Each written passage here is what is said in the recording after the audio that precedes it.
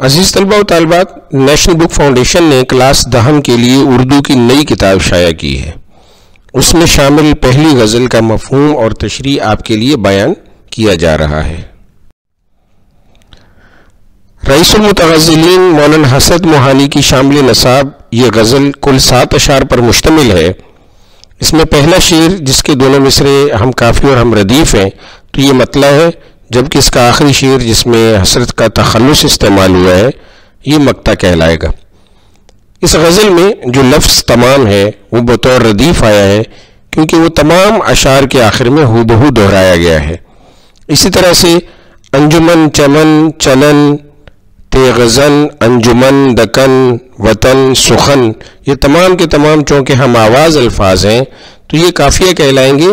مجموعی طور پر یہ تمام الفاظ اس غزل کے قوافی ہیں۔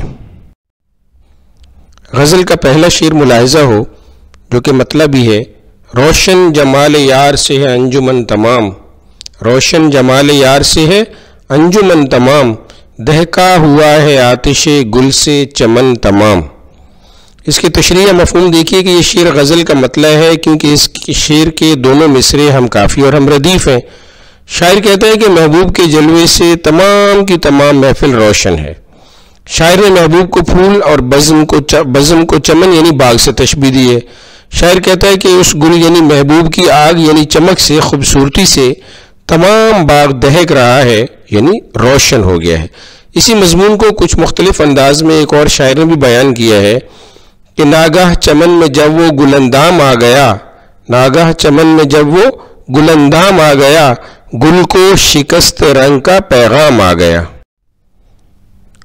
دوسرا شعر کے حیرت غرور حسن سے شوخی سے اضطراب، حیرت غرور حسن سے شوخی سے اضطراب، دل نے بھی تیرے سیکھ لیے ہیں چلن تمام۔ شاعر کہتا ہے کہ میرے دل نے محبوب کے تمام چلن یعنی طور طریقے سیکھ لیے ہیں۔ محبوب کے حسین ہونے کے غرور سے اس نے حیرت اور محبوب کی شوخی یعنی شرارت سے بے قراری سیکھ لی ہے۔ شاعر کہتا ہے کہ میرے محبوب تیرے حسن کے غرور کو دیکھ کر ہم حیرت میں ڈوب جاتے ہیں اور تیری شوخیاں ہماری بے چینی میں اضافہ کرتی ہیں۔ یعنی شاعر نے اپنی حیرانی اور عشق کی بے قراری کی وجہ محبوب کی خوبصورتی اور اس کی معصومانہ شرارتوں کو قرار دیا ہے جو کہ شاعر کے نزدیک محبوب کی خوبیاں ہیں۔ تیسرے شعر کا مفہوم ملاحظہ ہو، شعر ہے کہ دل خوں ہو چکا ہے جگر ہو چکا ہے چاک، دل خوں ہو چکا ہے جگر ہو چکا ہے چاک، باقی ہوں میں مجھے بھی کر اے تیغزن تمام۔ اب تیغزن کے آگے دیکھیے کہ علامت ہے جو کہ ندائیہ کی علامت ہے، کسی سے مخاطب ہونے کی علامت ہے، اور یہاں پہ تمام کا مطلب ہوتا ہے قصہ ختم کر دینا۔ تو اس کا تشریح مفہوم دیکھیے کہ شاعر نے اس شعر میں محبوب کو تیغزن کہا ہے کہ جس کے ہاتھ میں تلوار ہے اور اپنی تلوار سے کسی کی جان لے رہا ہے تو کسی کو گھائل یعنی زخمی کر رہا ہے۔ حسرت کہتے ہیں کہ میرے محبوب تیری جدائی اور بے وفائی کی تلوار نے میرے دل کا خون کر دیا ہے، گویا دل مردہ ہو گیا اور میرا جگر زخمی ہے، گویا محبوب نے میرے ارمانوں کا خون کر دیا اور میرے حوصلوں کو توڑ دیا ہے۔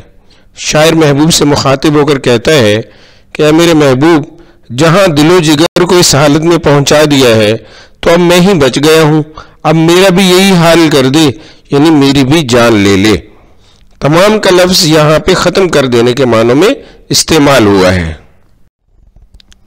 چوتھا شعر ملاحظہ ہو، دیکھو تو چشم یار کی جادو نگاہیاں، دیکھو تو چشم یار کی جادو نگاہیاں، بے ہوش ایک نظر میں ہوئی انجمن تمام۔ اب اس کا تشریح دیکھیے کہ اس شعر میں شاعر چشم یار کی تعریف کر رہا ہے۔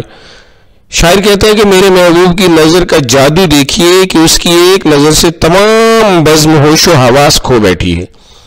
جادو نگاہ بنیادی طور پر ایسی نظر کو کہتے ہیں جس میں جادو بھرا ہوا ہو اور وہ جس پر بھی پڑے وہ اس جادو کے زیر اثر آ جائے۔ بقول شاعر، وہ آئے بزم میں اتنا تو فکر نے دیکھا، پھر اس کے بعد چراغوں میں روشنی نہ رہی۔ شعر نمبر 5 ملاحظہ ہو، اس نازنی نے جب سے کیا ہے وہاں قیام، اس نازنی نے جب سے کیا ہے وہاں قیام، گلزار بن گئی ہے زمین دکن تمام۔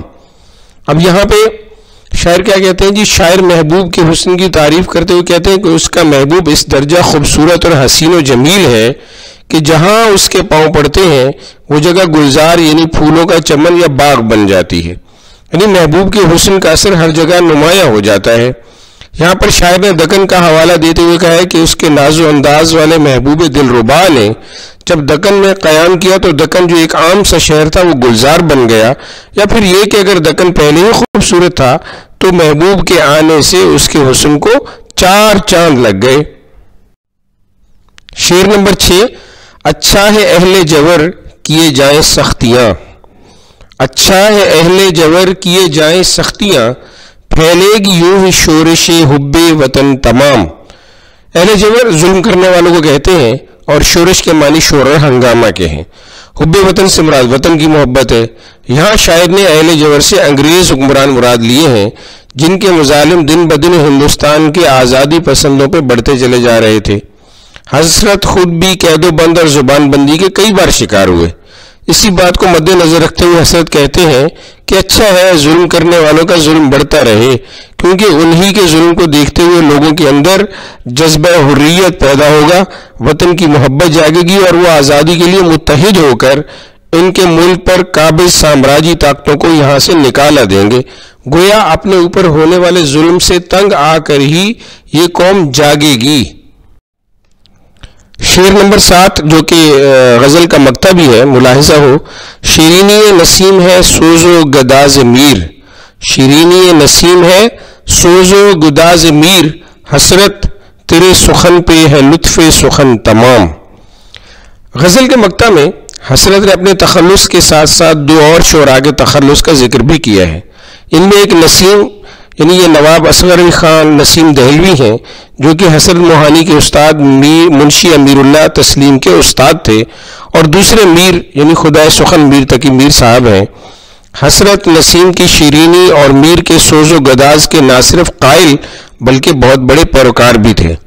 مقطع میں حسرت خود سے مخاطب ہو کر کہتے ہیں کہ حسرت تمہارے کلام میں نسیم کی سی شیرینی اور میر کا سا سوز و گداز یعنی رنج و غم کی کیفیت پائی جاتی ہے، اور جس کے کلام میں ان دونوں شعراء کی خوبیاں ہوں تو اس کے قادر الکلام ہونے میں کیا شک ہے۔ حسرت کہتے ہیں کہ ان دونوں کی شاعرانہ خوبیاں تیرے سخن پر تمام ہوتی ہیں، اس کے آگے کچھ بھی نہیں، یعنی تو غزل کی شعری روایت کا آخری امین ہے، تیرے بعد اس طرح کی شاعری کوئی نہ کرے گا۔